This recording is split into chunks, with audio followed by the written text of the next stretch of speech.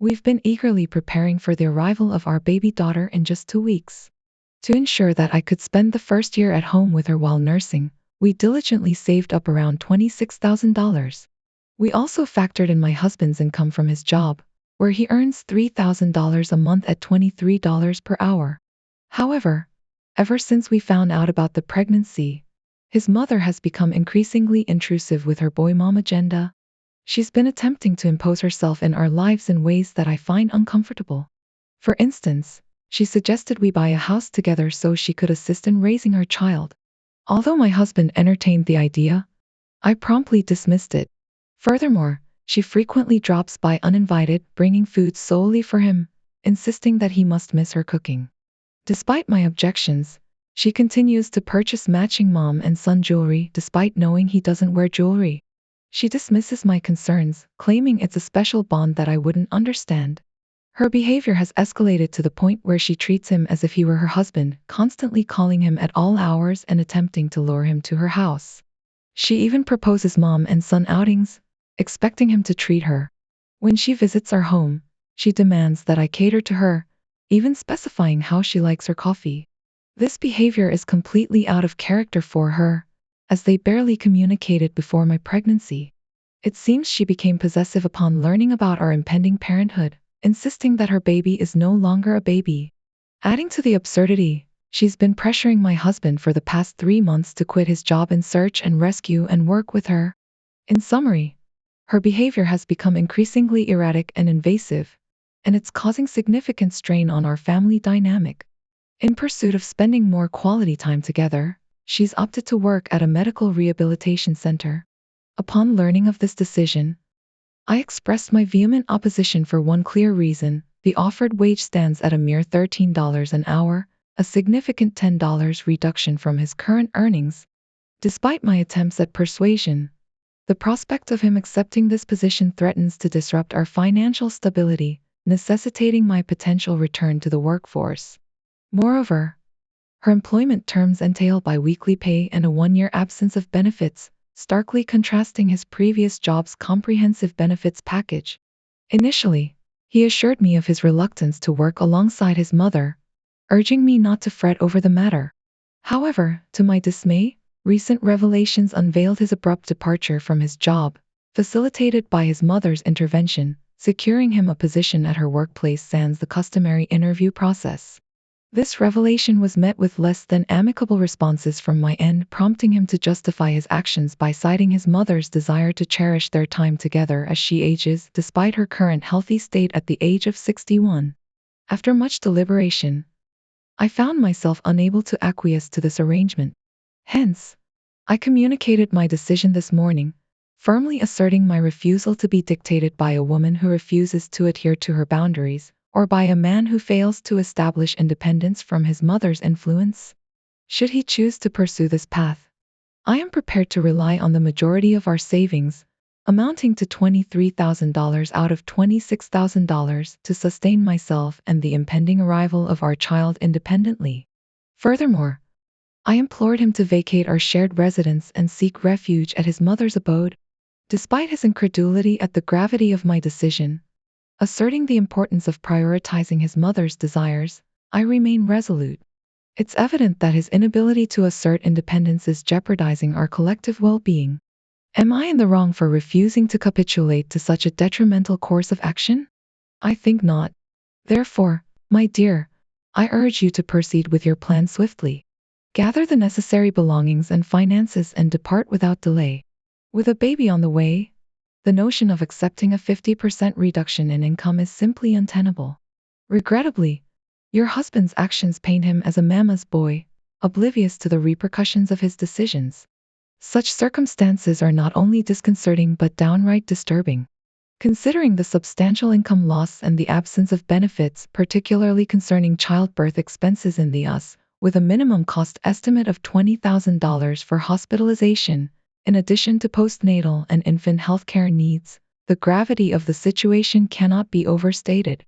It's astonishing to me that he would willingly give up the medical benefits for the first year. I mean, what was going through his mind?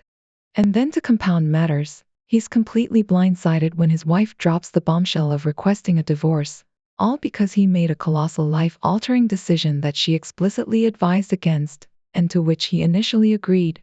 That's not the hallmark of a responsible husband and father. Now, he's left to bask in the joy of spending quality time with his mother, earning a minimum wage, and forking out child support. It's truly mind-boggling how his mother managed to sway him into voluntarily putting his family's financial stability on the line, leaving him vulnerable and dependent on her. She's clearly a manipulative narcissist, likely grooming him to be an extension of herself since childhood. But what's even more perplexing is how so many grown adults allow themselves to be manipulated to the extent of sabotaging their own marriages. As for you, kudos for standing your ground. Marriage is built on mutual respect and communication, not on making unilateral decisions that impact the entire family. If he can't engage in mature dialogue about major life decisions, then perhaps he does need to reconsider his living arrangements and head back to his mommy's house. Your priority should be to protect yourself and your child. And congratulations on the impending arrival. Here's hoping for a safe and smooth delivery. Now, onto the topic of finances. Let's delve into that briefly.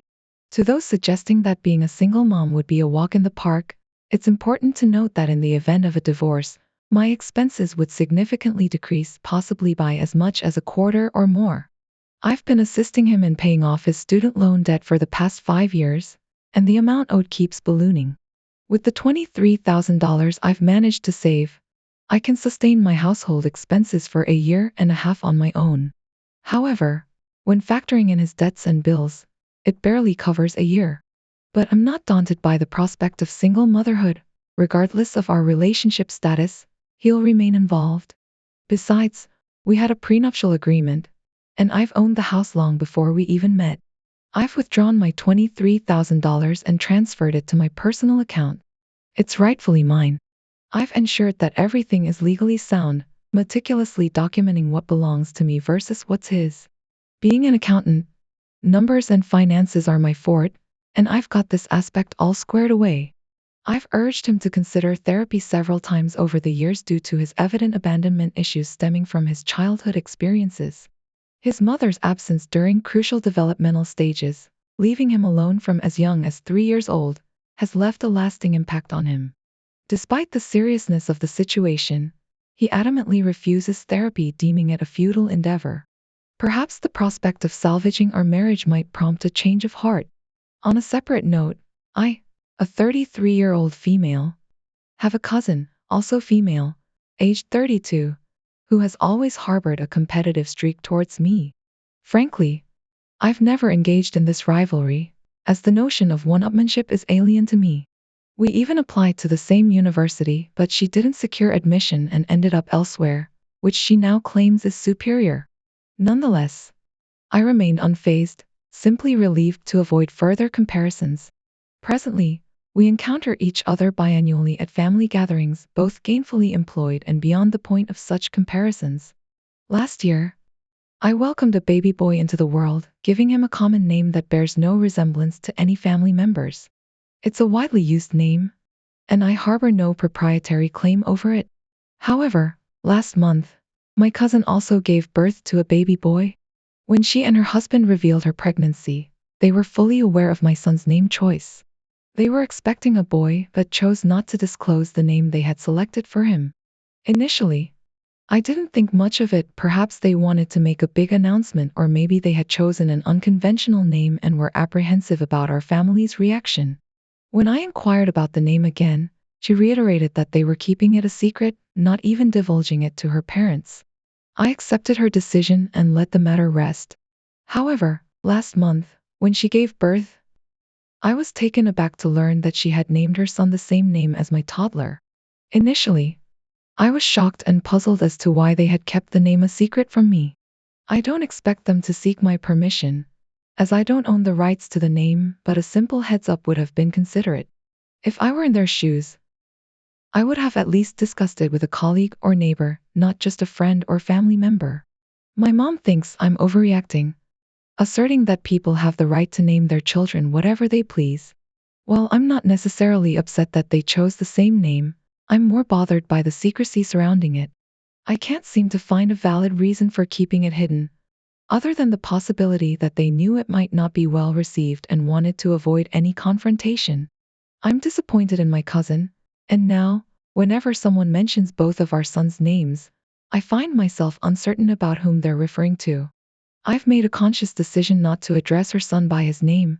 Instead, I've been referring to him as the baby or the little one, although I know it's unfair to the child, who is blameless in this situation. But I simply can't bring myself to say the name without thinking of my own child. Despite my lingering resentment from childhood competition, my judgment remains clouded. Seeking insight, I question whether my reaction is warranted. The absence of middle names, a deviation from the norm in my locale, coupled with differing surnames, seems insignificant to some. However, I am being branded as the fool for what is deemed an overreaction. Yet, the frequency of my interactions with this cousin is sparse, hardly twice a year.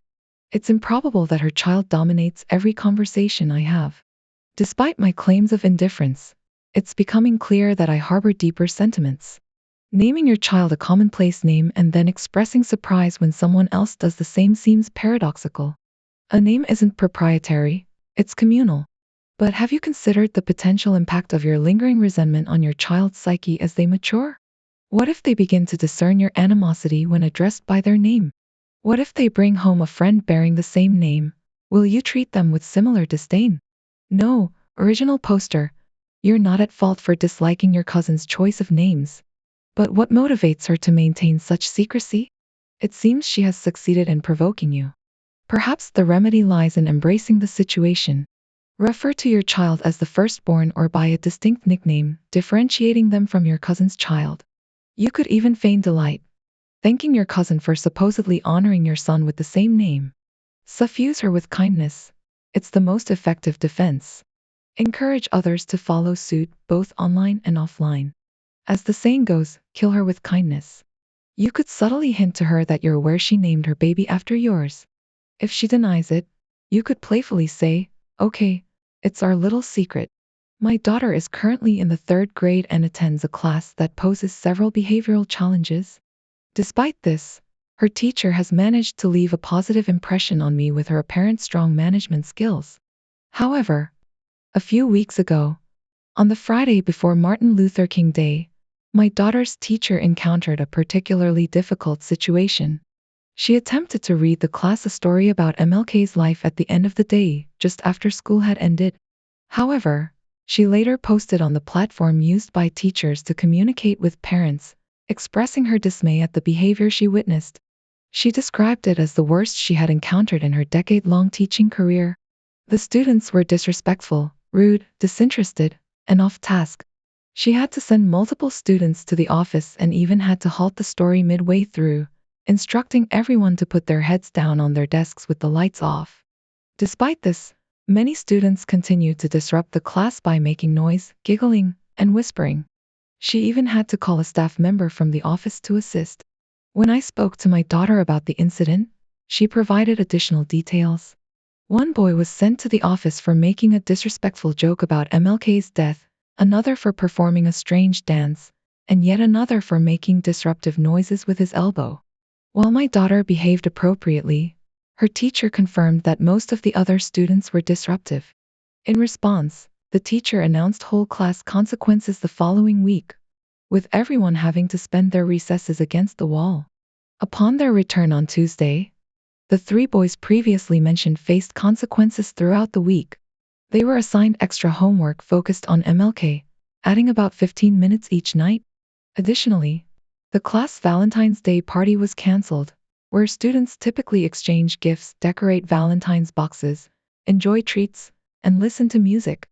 Instead, they will have a social studies test while other classes celebrate. My daughter was understandably upset about the canceled party and feels it's unfair since she didn't misbehave. My wife shares her sentiments, and lately, she's been voicing her frustrations about the teacher more than usual. She even mentioned wanting to complain to the principal, which prompted me to humorously liken her to a Karen. I commended the teacher for imposing real consequences and reminded my daughter that life isn't always fair. However, she didn't take it well, and now I'm questioning if I handled it poorly. Am I the idiot? You are the idiot. Such punitive measures can foster resentment among students. As a child, I despised this approach because it felt unjust. It's a lazy solution. If the teacher struggles with classroom management, it's the administration's responsibility to intervene. Homework shouldn't serve as punishment. Your wife advocating for your daughter, who was unfairly penalized, doesn't make her a Karen. Otherwise, you risk your daughter's dislike for school, as no one wants to be punished for good behavior. I disagree. You're not the idiot.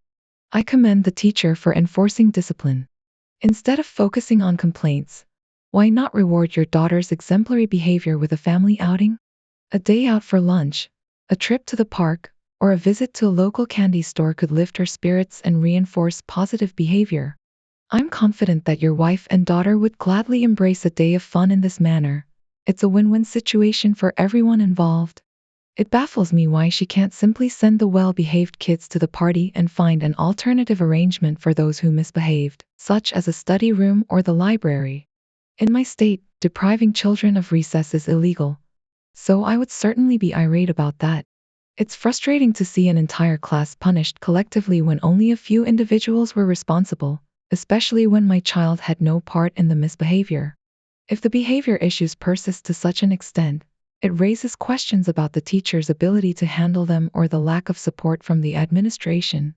Whatever the case may be, the current approach clearly isn't effective. Are the misbehaving children a minority in the class, or do they represent a significant portion? If it's the latter, I would have considered relocating my child months ago. Growing up, my sister and I were raised by Asian immigrant parents who instilled in us both our cultural heritage and American customs. While I continue to honor and celebrate our shared culture, my sister has seemingly abandoned her roots altogether. She went as far as making her wedding a distinctly American affair and no longer observes the holidays we grew up cherishing. What's worse, she forbade our parents from involving her children in our cultural traditions. Our relationship reached a breaking point when she insisted on American cuisine during their visit, a decision that deeply wounded me and drove a wedge between us. Despite my parents' persistent efforts to bridge the gap, their decision not to attend my niece's Sweet 16, a significant event in our culture, speaks volumes. It seems this blatant disregard for our heritage was the final straw for them. My parents hold the belief that she's disassociated herself from her cultural roots, harboring a sense of shame towards her origins. I find myself inclined to share their sentiment. Recently, she reached out to me, inquiring about my attendance. Regrettably, I declined, prompting her to express considerable dismay upon learning that no one from her side intended to attend either. In response, I felt compelled to highlight the consequence of her prolonged neglect of our shared cultural heritage. It's not surprising that her family members feel disenchanted. She's distanced herself from our traditions and values for quite some time now. The rift she's created between herself and her cultural background has left everyone feeling alienated. Despite my initial stance, her reaction has left me grappling with doubt. In this scenario, it's becoming apparent that everyone involved bears some responsibility. While her insistence on serving American cuisine during family gatherings may seem intrusive, it's understandable given her inclination towards raising her child in accordance with American customs. However, boycotting important family events solely due to her perceived disregard for cultural practices is unjustifiable. In this, I acknowledge my own misjudgment. It's plausible that her detachment from our culture stems from past experiences, perhaps even instances of bullying during her formative years. Reflecting on this, it's conceivable that my parents and I failed to offer her the support she needed during those challenging times. It's a stark realization that I failed to engage her in a meaningful conversation about her cultural identity, opting instead to make assumptions and accusations. This oversight extends to my parents as well. Moving forward, it's imperative that we initiate an open dialogue with her, addressing the underlying issues rather than resorting to assumptions. Additionally, it's disheartening to witness my parents' reluctance to celebrate their granddaughter's milestones unless they align with their cultural customs. This insistence on adherence to tradition serves only to further alienate her and her family.